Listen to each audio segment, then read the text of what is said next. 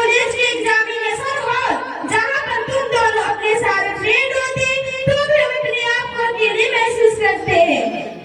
ओह सही कहा तूने। नाइस। वाह तेरी ड्रेस कितनी प्यारी लग रही है। Thank you. लेकिन इसका कलर थोड़ा अच्छा रहना चाहिए था आजकल के फैशन के हिसाब से। Hey look at here. तुम यहाँ मेरी कलर की बातें कर रही हो, लेकिन उस लड़की को देखो कितने दिनों से एक ही कलर और एक ही टाइप की ड्रेस लेकर आ रही है। तुम इसके बारे में क्या बोलेगी? हाँ गर्ल्स कॉलेज होने के बाद भी ये लड़की अपने आप को इतना कवर करके आती है। चलो चलो इससे 5 मिनट पूछते हैं कि ऐसा क्यों आती है।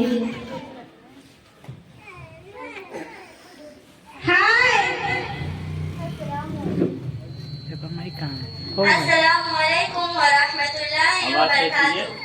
जब आप किसी से मिले या बात करें पहले सलाम किया करें। वालेकुम अस्सलाम। लेकिन सलाम का मतलब क्या होता है? तुम पर सलामत हो, अल्लाह ताला की रहमतें हो और उनकी बरकतें हो।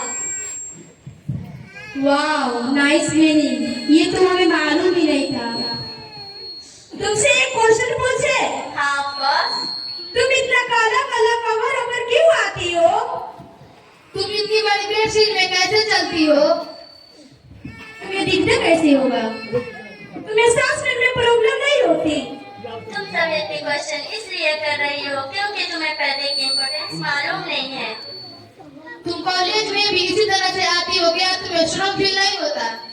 कॉलेज हो या कोई सी भी जगह, ये निकाब मेरी सेफ्टी के लिए है। इसमें शर्म वाली क्या बात? और इसमें कैसी सेफ्टी?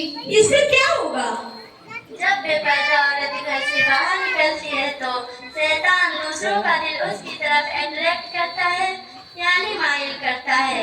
लेकिन जब हम पर्दे में बाहर निकलते हैं तो यही पर्दा इंसान और शैतान की जहरीली तीर से बचाता है और हमारी हिफाजत करता है। अल्लाह ताला ने कुरान में फरमाया वक़रना फी बुयूतिकुन्ना वला तबर्रजना तबर्रुजल जाहिलिय्यतिल ऊला कि ऐ औरतों तुम करार के साथ रहो और ज़माने जाहिलियत की तरह अपनी नुमाइश न करो। तो क्या हुआ? हम भी तो मुसलमान हैं, हम भी इसी तरह से आते हैं, तुम भी इसी तरह से आया करो। ये तो आजकल का फैशन है, हम भी इसी तरह से रहते हैं, तुम भी इसी तरह से रहो। सब में और हमें बहुत फर्क है। हम मुसलमान कौम की औरत है और औरत का मतलब ही छुपाई जाने वाली चीज है। ऐसे समझ नहीं आएगा। मैं तुम्हें एक एग्जाम्पल देती हूँ।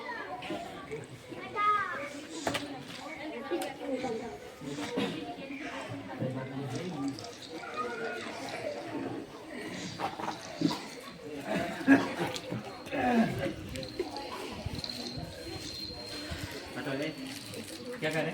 ये एक बैग चॉकलेट है, मैं इसे फेंक रही हूँ। ये खुली हुई चॉकलेट है, मैं इसे फेंक रही हूँ। इन दोनों में से आप किसे सुनेंगे? तुमने इसे क्यों चुना? क्योंकि ये पैक है। ठीक। औरत की मिसाल इस बैग चॉकलेट की तरह है जो कि बहुत गोदी में रखो देख को